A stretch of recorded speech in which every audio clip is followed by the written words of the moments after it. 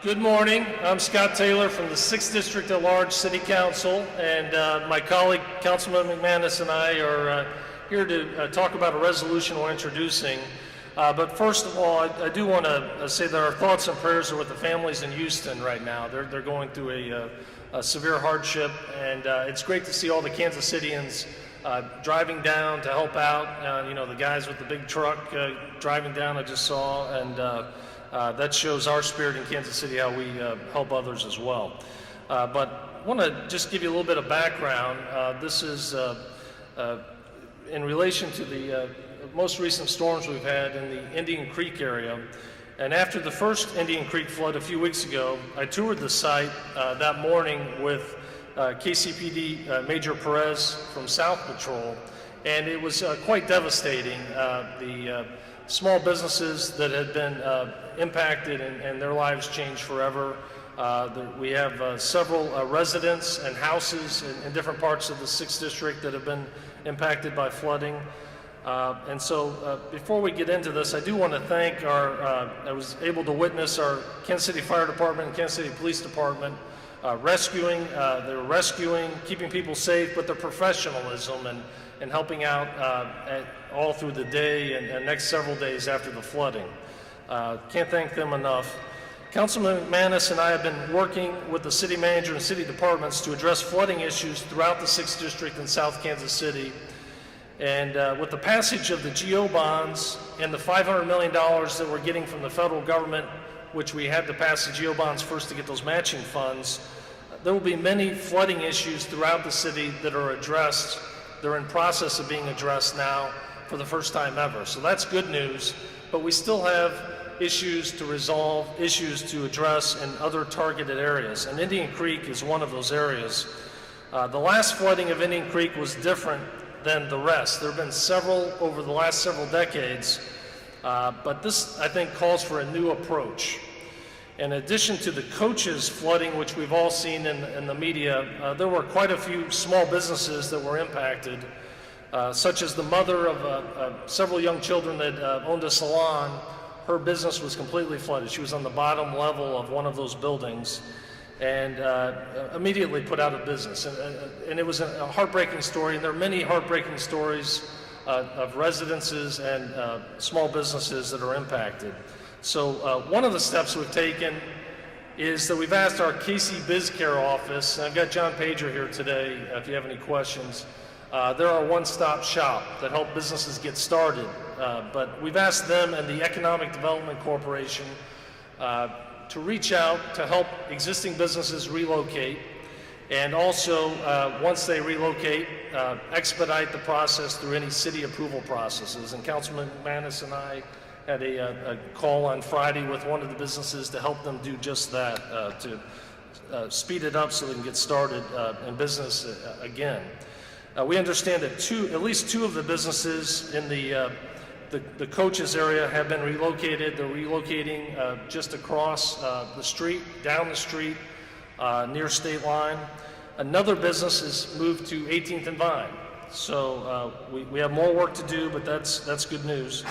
And we're doing what we can to expedite the process for these small businesses. Councilman McManus and I are introducing a resolution to direct the city manager to work with FEMA and surrounding jurisdictions, including Johnson County, where the water is coming from, to find a regional approach on this issue. It's really a great opportunity to show the citizens on both sides of state line that we do work together, and we can work together to make this a better resolution for all of us. Our citizens deserve this. They've worked hard and built their lives in South Kansas City and deserve this regional cooperation. So I really challenge other municipalities, including and also Johnson County, to work with us on this. And optimistic that we can get that done. This is not a new issue, and I can tell you because I served in the same city council seat that Bob Llewellyn served in many years ago, many decades ago. And Bob Llewellyn raised the same issue with Johnson County many decades ago. I think the difference now is the increasing rapid pace and intensity of the flooding, which occurred the last two times, the last few weeks. That's the major difference. and the fact that these businesses have been completely decimated. And so we have to take that new approach and look at it. And so it's evident to us that difficult choices need to be made here. And so certain structures and parcels along Indian Creek that were destroyed and solidly in the floodplain should not rebuild. It does not make sense for a new structure to be rebuilt on property we know will flood again and quite frankly, put first responders' lives at risk as they go in to rescue individuals. So we're asking the city manager to work with the property owners, other agencies, including FEMA, to address these specific properties, and our Parks Department. We have an opportunity to turn this into parkland, which will be good for the city, but also help with mitigation of water in the future as well. So we're moving forward on that. The resolution will be introduced this Thursday at City Council, and I'd like to have my colleague, Councilman Kevin McManus, come up as well. Thank you. Good morning, everybody. I'm Kevin McManus. I represent the 6th District and District. Along with my colleague, Scott Taylor, I want to thank you all for being here. We're here to talk about the recent flooding in South Kansas City in particular. But as Scott mentioned, I think it's important to, again, put this in perspective given the recent events that are happening in Texas. Obviously, our prayers go out to that community and to those families that are affected by the flooding. And we know that that's a great example of a really catastrophic event that is going to bring, I think, not just a state but a country together. It puts our issues really in perspective because there really is nothing to compare to the devastation that's happening in Texas. But what we do know is this, is that the historic flooding we saw in South Kansas City recently was the result of not just historic rainfall, but of rainwater rushing into creeks and rivers that cross state lines, county lines, city lines, and affected homeowners and businesses in that region. It's a regional issue, and as Councilman Taylor just mentioned, it's going to require, we think, a regional solution. The water doesn't start and stop at state lines, and and our solution should require us to engage with our regional partners as well as the federal government in developing a solution that works for South Kansas City. We saw, as Scott mentioned, PD and fire come out and save people. We saw homeowners have to evacuate their homes. And I guess the point of this resolution isn't just to be reacting.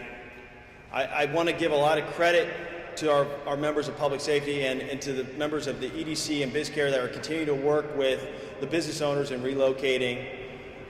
But we don't want to just be reacting to these issues, we want to be proactive. And we want to be developing a proactive solution that will address and mitigate these issues in the future.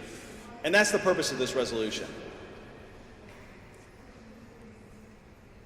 We need a comprehensive strategy that will reduce and control some of the flooding that we've seen. And this comprehensive strategy really needs to be looking at all options. In particular, Scott mentioned the engaging FEMA with property buyouts. I'm particularly interested in development standards. We've seen increased parking lots and increased concrete and asphalt on both sides of the state line. What are the standards that we need to have in place to make sure that the water is being retained on property to the extent possible and not rushing off and just exacerbating the problem? So the issue, I think, goes beyond just Indian Creek and the Blue River. It's a regional issue. It's going to require a regional solution. And the purpose of the resolution is to ask the city manager to look at every possible solution, every option, begin those discussions with FEMA and with the Army Corps of Engineers, report back to the City Council in 6 months so that we can see these options, see what resources might be available, and then begin to take those next steps in order to not just protect the safety and welfare of our citizens and the businesses, but to be planning for the future in a proactive way that will reduce these issues in the future as well. So I want to thank you all for being here. This is really just the beginning of a discussion, but we're excited to begin it, and we think it's important to begin it right now. And so I'll be happy, Scott and I will be happy to take questions, but we also have members from our water department here as well. Our water department director, Terry Leeds, is here to answer any specific questions that might be relevant to some of these federal programs or state programs. Thank you. my understanding that there have been studies done in the past, and Terry, I don't know if you want to, or Matt, I don't know if you want to address that in particular. Yeah, there have been a couple studies on Indian Creek over the years, and it goes back a long way. So, as a part of this effort, we anticipate resurrecting those and putting together a more comprehensive way to address the flooding. Yeah, the property owners have all been contacted according to the city manager. They are in a floodplain, so the issue we have is building in a floodplain doesn't make a whole lot of sense. As far as cost, that's part of why we want to get this resolution in as quickly as possible to determine what the cost is to find the federal funding. Because as you know, FEMA has a fund. They encourage when properties are now in the floodplain and the new floodplain maps are out that make this as clear as ever.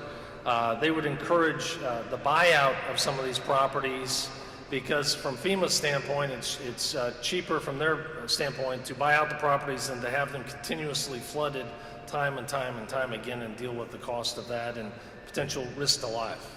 Well, the property owner is, if you're talking about the businesses within the shopping center, that's the property owner's right. The property owner makes that decision whether they're going to reopen. My understanding is that they are not, so they're cooperative. And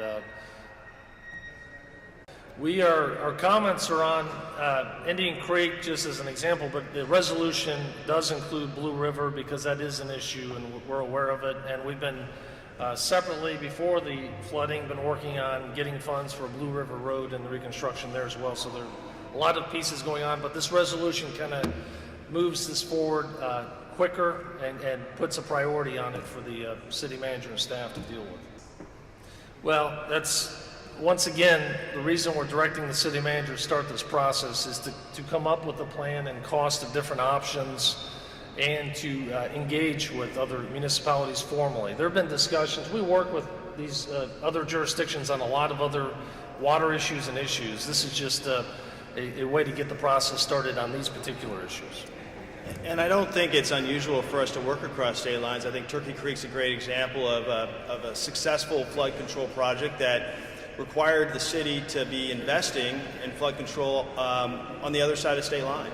So, and it utilized federal dollars and leveraged federal dollars in order to get that done. So I think that's just one example and a template potentially of a mechanism that we could use in this situation. I think the Mid-America Regional Council is part of our resolution and mentioned in particular FEMA, the Army Corps of Engineers. We mentioned in particular Cass County and Johnson County as counties that both are impacted by the Blue River, and well, each impacted by either the Blue River or Indian Creek. And so those are the ones that are particularly mentioned. But ultimately, we're asking the city manager to start a process and engaging with any private or public stakeholder in order to determine what the best options are. So it's a little open-ended on purpose because we want to be looking at all possible solutions.